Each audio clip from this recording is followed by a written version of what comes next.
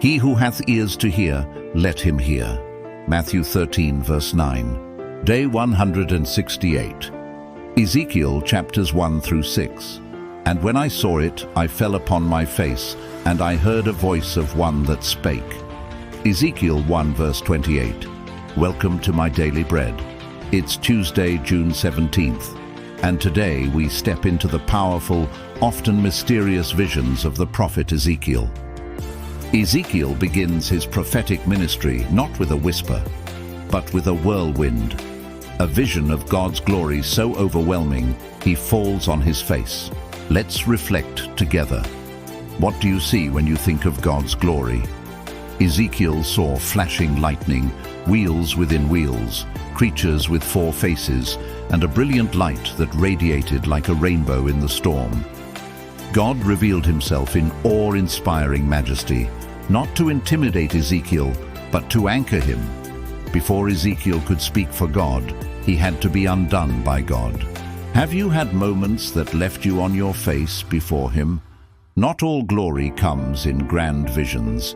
Sometimes it comes through quiet conviction, or overwhelming gratitude, or brokenness that leads to surrender. God then sends Ezekiel with a difficult assignment. He is to speak truth to a rebellious people, and whether they listen or not, he must be faithful.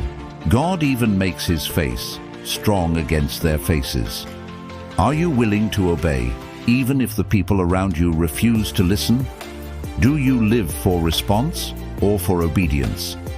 Ezekiel's call reminds us that before God uses us publicly, he often shapes us privately. The vision came first, then the commission, then the hard assignment, including symbolic actions and even silence. Ezekiel's whole life became the message. How is God using your life to speak? Would people see God's word alive in how you live? Let's summarize today's reading. In chapter 1, Ezekiel sees the glory of the Lord, a vision of God's throne, unlike anything he's ever known. In chapters 2 to 3, God commissions Ezekiel as a watchman to the house of Israel, warning them regardless of their response. In chapters 4 to 6, Ezekiel performs prophetic signs and declares coming judgment on Israel's idolatry, cities, and mountains. As we close today's reflection, God is holy, his presence is weighty, but in his glory there is also grace. Just like the rainbow in Ezekiel's vision, a symbol of covenant mercy in the midst of coming judgment. So today, let the awe of God shape your steps. Speak when he says speak. Stand when others turn away, and fall on your face when glory draws near. Thank you for joining me today on Daily Bread Reflections. Tomorrow, we'll read Luke chapters 11 and 12, where Jesus teaches us how to pray, exposes hypocrisy, and calls us to live with eternal focus, storing treasures in heaven and being ready for his return. Until then, stay reverent, stay faithful, and keep returning to the table. There's fresh bread waiting for you every day.